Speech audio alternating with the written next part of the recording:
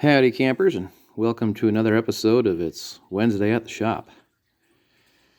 So a friend of mine, really good friend, wants to get his stepson a car, his very first car, for Christmas. For about 5 months now, he's been sending me all these car ads from all over the country trying to find a car. And I will say that this kid has impeccable taste for late 90s, early 2000s sports cars. NSXs and RSXs and Corvettes and Mustangs and STIs. I think he sent me 3 different STIs. And everything got sent to me, and I read the description or whatever, and I always asked, well, what's your insurance guy say about this? When he stops laughing, then we'll look at one of the cars. So anyway, we're getting really close to Christmas, and I think my friend sort of lost hope. So he must have been talking to one of the guys that he works with who has a work car. And as we know, work cars don't get any love.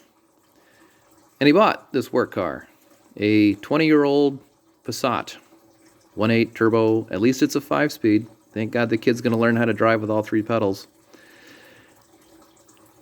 And he bought it for medium price, I will say. Dropped it off with me and said, yeah, just make sure the brakes are good and just kind of give her a once-over.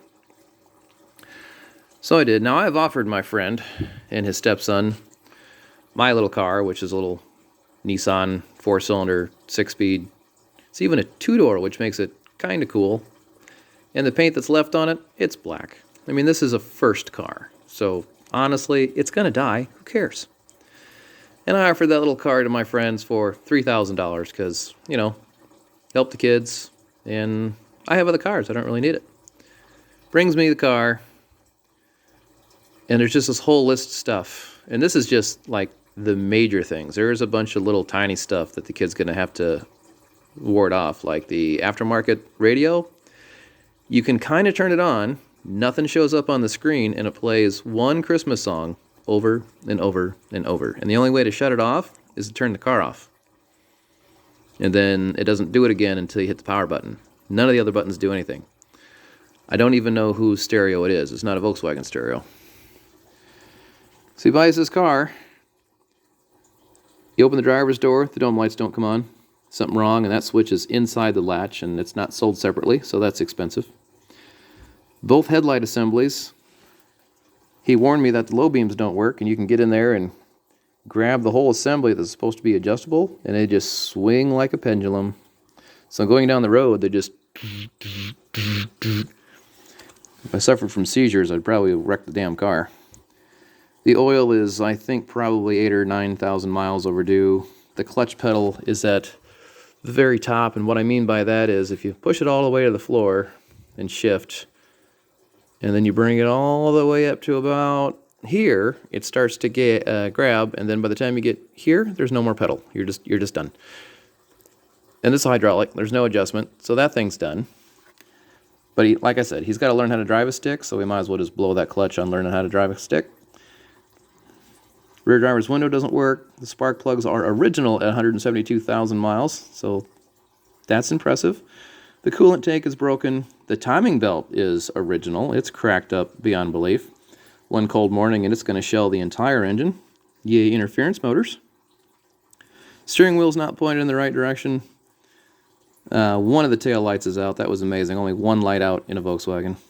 The rear shocks and front struts, all original, completely bled out. You can tell this car boo, and it will just sit there and